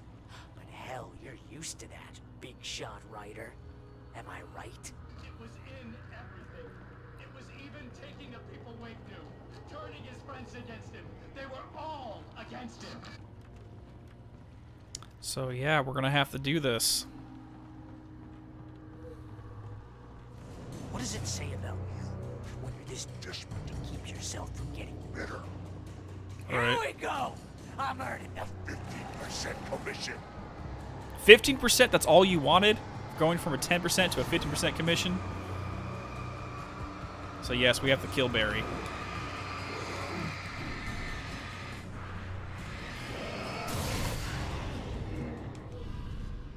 And that's the easiest way to reject a fantasy, is destroy everything. You can't even get along with that guy. People skills, Al. You're a master. Alright. Final fight. Let's do this. Let's max out all of our stuff. Let's crack that writer's block of Hartman? Oh, I will take down Hartman. I'm fine with that. You're a modern master of crime. I'm fiction, perfectly an fine. expert on murder and dark alleyways, and a master of substance. That's part. Radical shock treatment? No. No shock treatment here.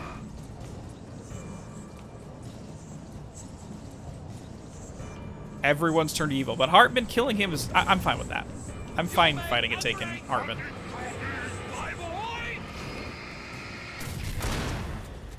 Goodbye. Off the cliff. Get out of here. Wow. This guy's a lot of health. Could we discuss your relationship? Relationship with your father? Oh, well, that's a very interesting conversation, specifically with Alan. A lot of his writings have to do with themes about his missing father. Yeah, it's great. My job mostly consists of making sure you don't move your entire life. You have all the impulse control of a pit bull on crack. The impulse control of a pit bull on crack. I have several That's one way to put it. just because I never know when to Oh no, we got the Andersons now. You know what kind of people need that? We got Odin and Thor Anderson that we have to fight. Because they make money all the time. Hey, when you threw a hissy fit, because your wife liked your ego couldn't take it, and because of that, you almost got to be killed a dozen times over. He needs all the rounds to the face.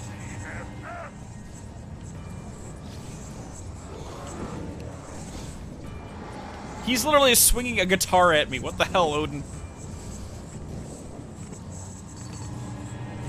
Okay. This is a tough one. I don't have a lot of flares left. There we go. We got a good shot on him. Let's see if we can find some flares lying around the environment.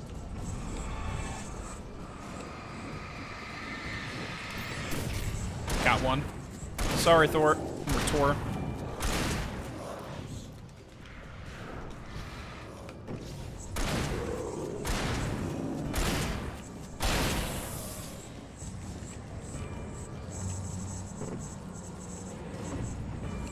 Why did they put Alice in this section? I don't know.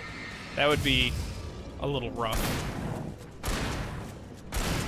If they had Thor armed with the squeaky hammer, that'd be amazing. That would be friggin' amazing. Because I think Thor's the vocalist for the old gods. And you have to literally pay your best friend to hang out with you because everybody else refuses to put up with your surly ass. So now Alan's questioning whether or not Beryl hangs out with him because he pays him. Yeah, that's not at all self-depreciating thoughts right there.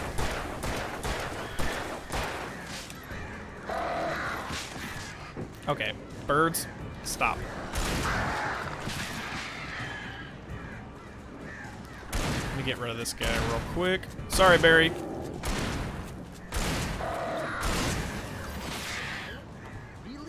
And now we got another frickin' Barry. Jesus. Stay away.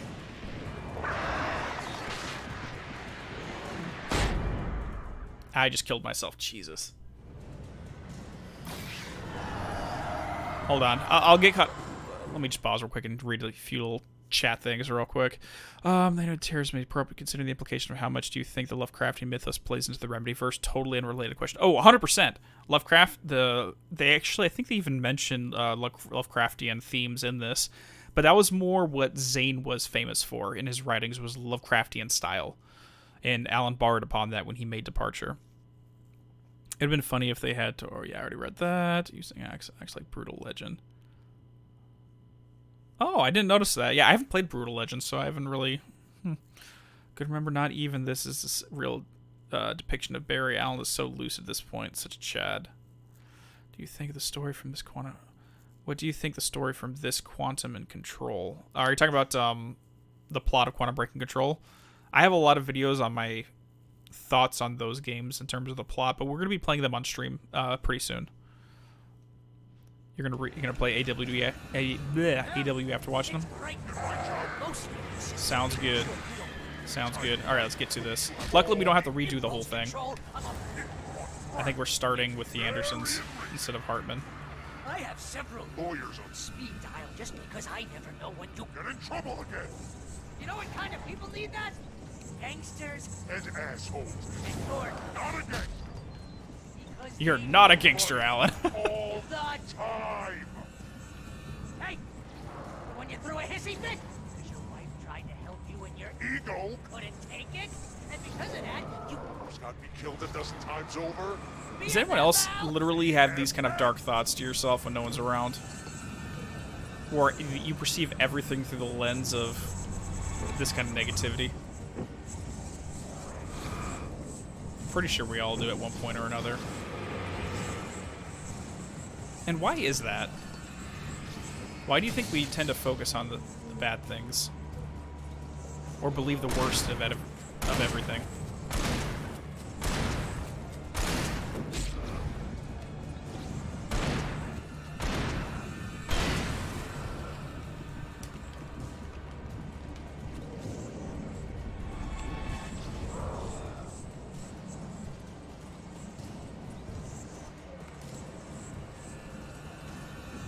Where are you?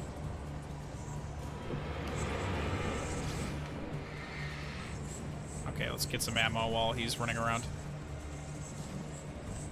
Perfect. Depression's a bitch, my dude. Yeah. Yeah. Because it usually becomes a never-ending, spiraling cycle.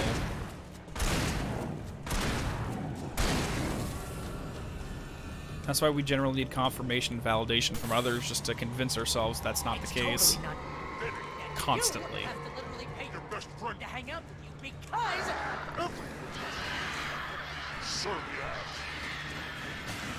Let's focus on the birds this time instead of him. Because we really dag as the birds were just taking pot shots. Evolution, we were wired to remember the negative because of the wild. The negative is predators and they can be Okay. That makes sense. So you're saying it's for survival purposes. Because if we only remember the good things, then whenever the negative things pop up, we are unable to cope with them. It's almost like a cruel irony, to be honest. Alan, I'm really running low on patience here.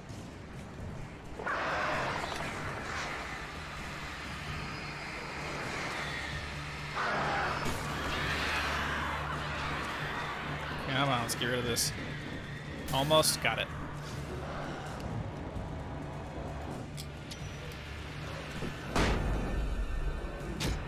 Okay. We really don't have much going on here. We have no flare, so we just have to play smart.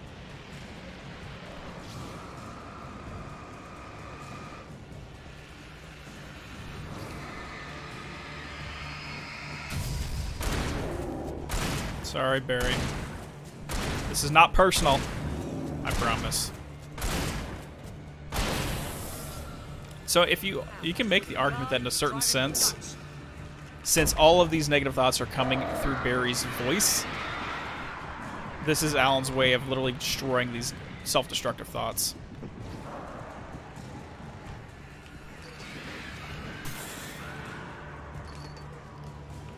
Okay, let's pause for a second. Studies of relationship with stress. I'll read that as soon as we clear this section real quick, because this is an interesting topic.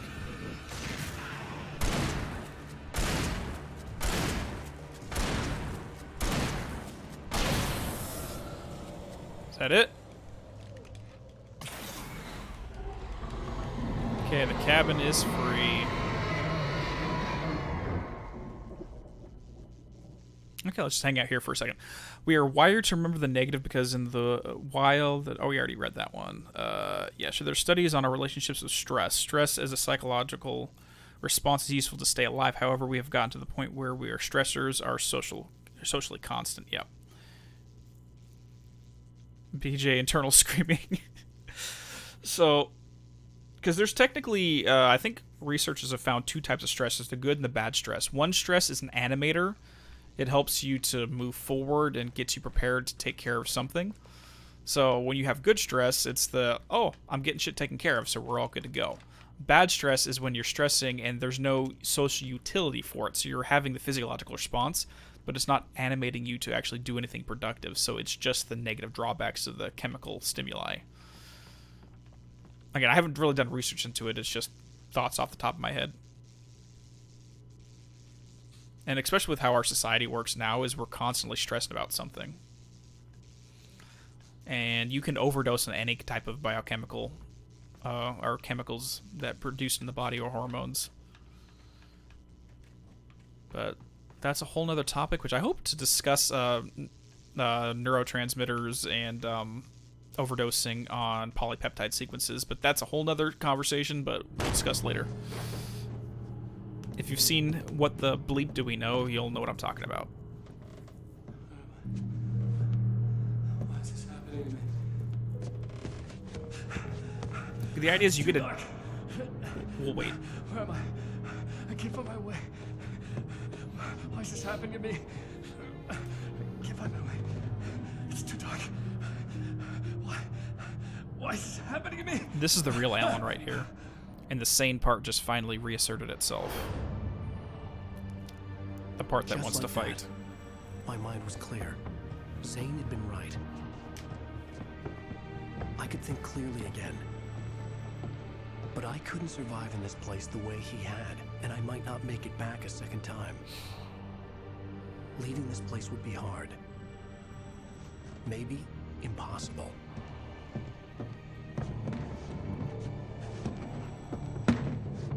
It wouldn't take much for my thoughts to stray again. It was too easy to get lost in the dark place. Before, I was ready to curl up and die, let myself slip away. But here I was, the yet unwritten future waiting to unfold before me. A sequel to Departure. My name is Alan Wake, and I'm a writer. Return by Alan Wake.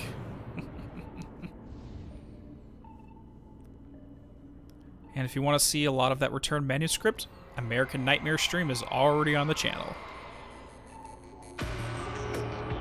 And let's skip that right there because we do not need to be flagged by listening to Depeche Mode. I'm sure everyone would love to, but we can't do that, unfortunately.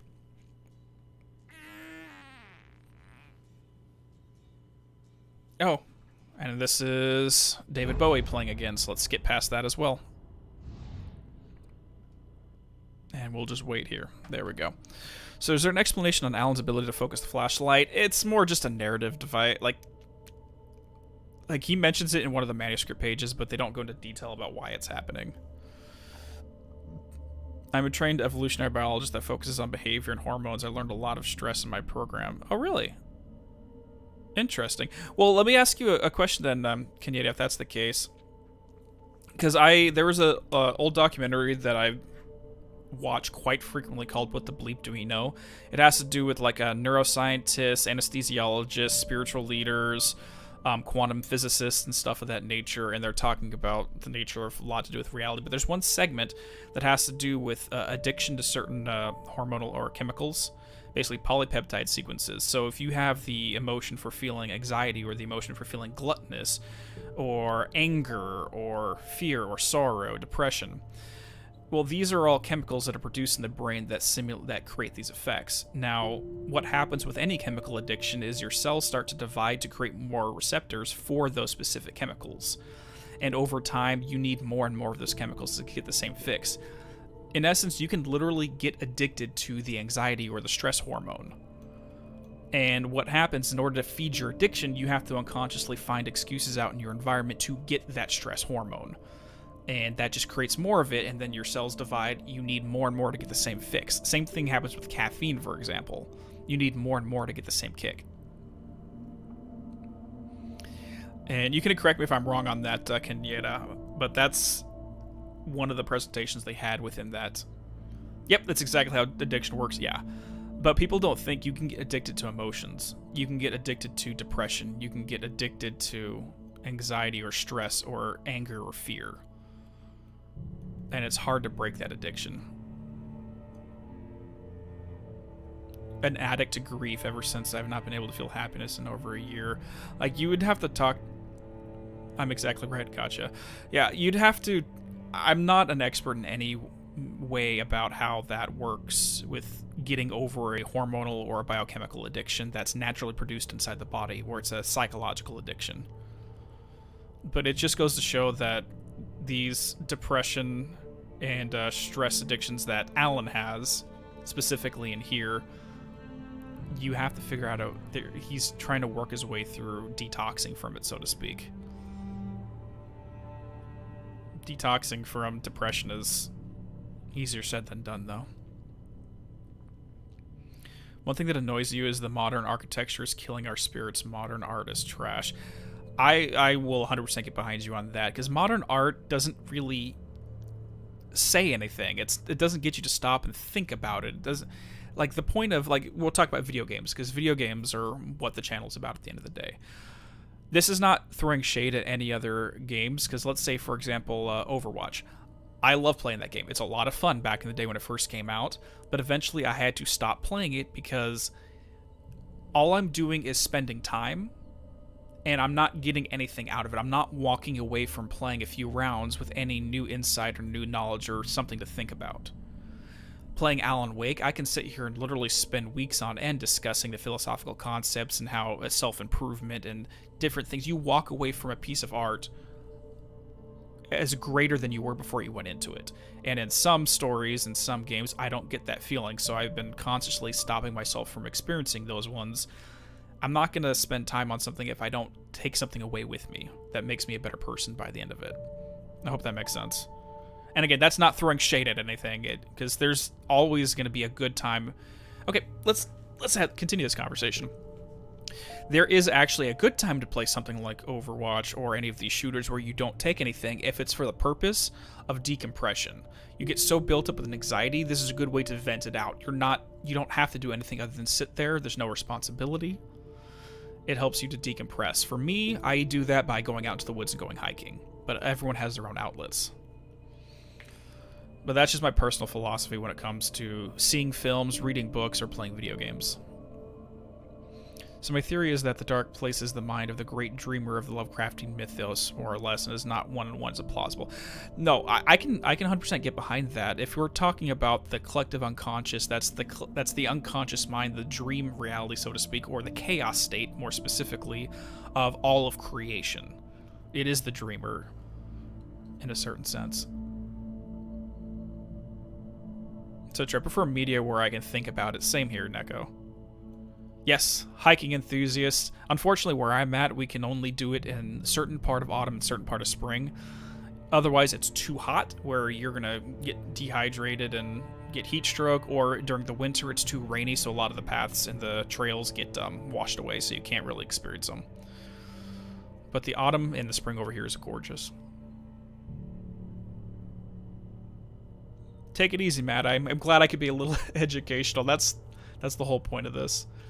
That's the whole point of the channel, is to enjoy some games, but also have a literary, educational discussion. Modern architecture looks like friggin' tombstones. I've actually heard there's a reason behind that. Before we talk about that, let's go back. This may seem completely random, but when I was going to university as a music student, I was forced to take a music history course. And one thing they talked about was the art that they had up in cathedrals and churches, for example. Now, back before, I think it was the 14th century, the art was very bright and vibrant. Had lots of colors. It basically turned the saturation of all the colors up.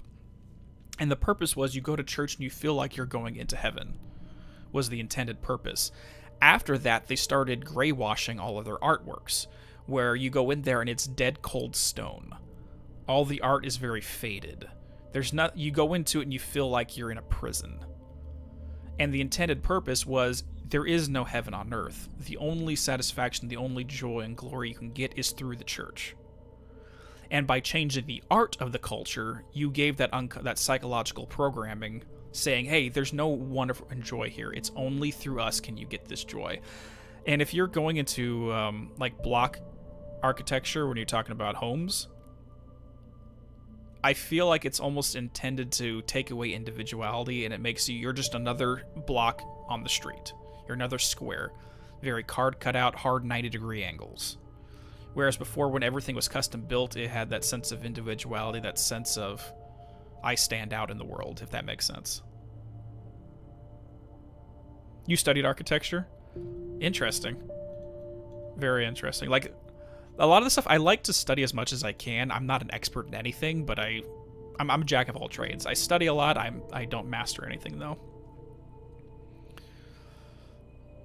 You can get addicted to emotion. For example, there was a study of rats that were trained to push a lever for a treat, and then they had a device that simulated their brains to produce dopamine. Oh yeah, I've seen those studies, Kenyetta. It's very interesting. After a while, they would only push the lever and wouldn't eat. It was easier to get a fix from the lever, from the dopamine kick, rather than eating to make us feel good. There's also some discussion about simulated dopamine versus real dopamine, where you overdose someone on dopamine to the point where they'll actually start to get a sense where this isn't real. This good feeling isn't real at all, and they start to get sick of it after a certain point when they overdose for too long. I think my favorite modules when I did English and creative writing at the university was critical theory. I felt like I was just learning analysis, not an actual craft. I never went that far when I went to university, Little Gamba, but 100%. One of the things I feel that they don't really teach much anymore is, again, critical theory, or how to think critically. How to take a look at what you're studying and not just say, hey, so if this is written in a book, therefore that's accurate. Well, no. Think about it. And I find so much more enjoyment in these stories and games in general when you stop and think about something critically. I feel like it gives you that much more enjoyment. This is why you want a hobbit home. They're warm and cozy. That would be lovely. I'm definitely a mountain in the woods kind of guy if I could get away with it. Postmodernism wants to create your own architecture of the civilization. Let's not forget capitalism influence, and the famous saying from fellow and functional to architecture just becomes focused on functionality. Yeah, so it becomes a mass production situation. 100%. Which is interesting, because I live in an area where we have a historical district, and one of those historical buildings, not my company, it's not my company, but the owners of my company own that as well. So I'm down there all the time, and they're working on some new complexes, and because it's a historical district, they have to use old turn-of-the-century architecture stuff from like the 1850s when they're building it. And it's really interesting to see new construction being done with old school architecture. It's really pleasing to see, to be honest. Oh, thank you, Jamie, so much. You're awesome. Yeah, I'm glad to have you aboard, but yeah, we enjoy talking about these games in a different way than just the game itself. What is the game trying to tell us? What does it mean? I very much enjoy it.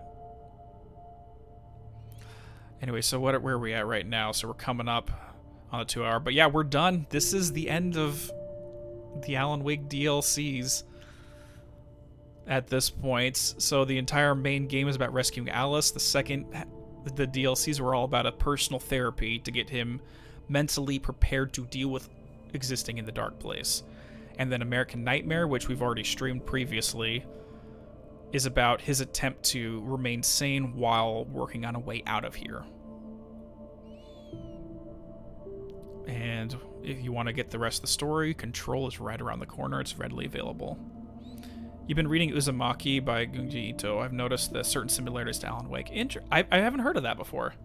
Here, let me write that down. Okay, so just to do a quick tangent, I already have 3 of the games we're going to use for poll for the next stream.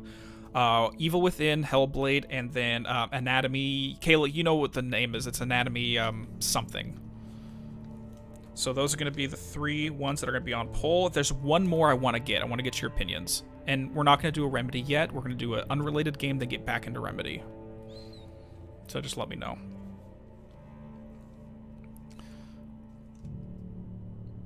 A great dream is not a one-to-one of the collective unconscious. In the former, everything is consequence, only one mind. Later, the consequence of all the contributing mind. So that'd be more a super consciousness situation. Kitty's horror shows Anatomy. Never. Seriously, I've only ever heard this from you, Kayla, but we'll be putting that on there to vote on. Yeah, Hellblade, because we already talked about that game on the channel. Evil Within is brand new. Never experienced it before. But I've heard enough that I know I'm going to enjoy it. You recommend Dead Space? Okay. And then, of course, we're going to throw that other one. Okay. So I might just throw a few of those around. We'll vote on it. Okay, Uzumaki, thank you. That's what I was looking to write down. Uzumaki, and what's the name called? Junji Ito. I still need to finish House of Leaves, but I'll take a look at that as soon as I'm done there. Parallels to House of Leaves and Control. Ooh, very interesting. Eventually, we're still going to watch all of them. Silent Hill, I would absolutely love to play Silent Hill for sure, but that's going to open up a can of worms where I need to finish current projects before I start into the Silent Hill universe. Specifically, I need to finish up my series on Psychonauts and Hellblade, and then I can start working on new franchises. One of those is going to be taken by Persona, but Silent Hill could be the next one.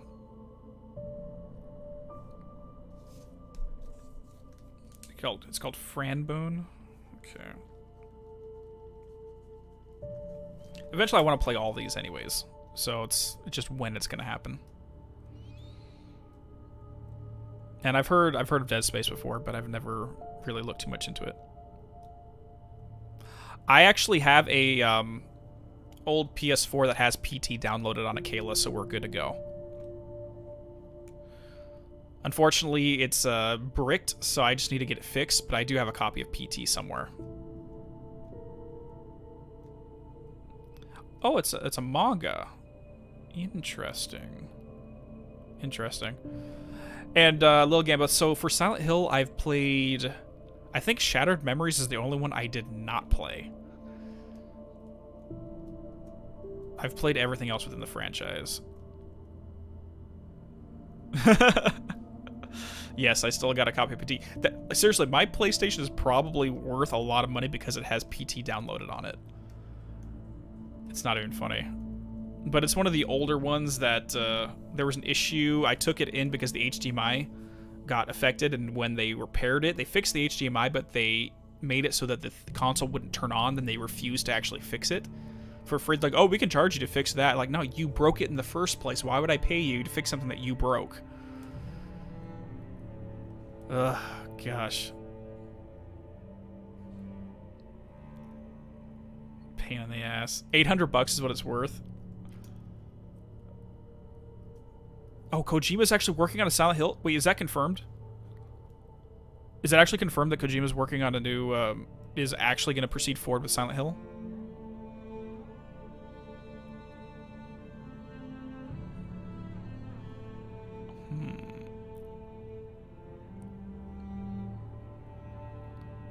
No, it cannot go for millions of dollars, Tailgate. There's no way that's... Like, I know Sony was actually getting onto the online marketplaces and stopping people from selling their PlayStations with PT. It's a rumor from a trusted source. Oh my god. I know Max is going to lose his shit if that ends up being true. He talks a lot about Silent Hill on his channel. Oh yeah, and just to do a plug for him, go check out Max Darrett's channel on YouTube. He has a lot of really good content in a very similar style as mine. Basically the same style. Anyways, guys, I'm going to let you all go for now. We're going to end the stream off. This coming Wednesday, we are going to be doing another stream, which will be the last one for the Alan Wake playlist, but it is for This House of Dreams, the blog. So literally all we're going to be doing is doing a lot of reading. And we're going to be doing a lot of discussions. It's not a video game, it legitimately is a blog spot, but it connects in with the Alan Wake universe. And I'll put the schedule up for that probably tomorrow so everyone's aware. But I am going to get off so I can start working on continuing the script for the next edited video. I was writing the script and doing the research before we jumped on stream. I'm going to get back on that too. And we'll go from there. Anyways, thank you all for hanging out, joining us on this while we got way too philosophical near the end there, but that's what we are about here. We have those fun conversations. So everyone have a good day, have a good evening, depending on where you're at in the time zone out in the world, and I'll see you all on Wednesday. Later.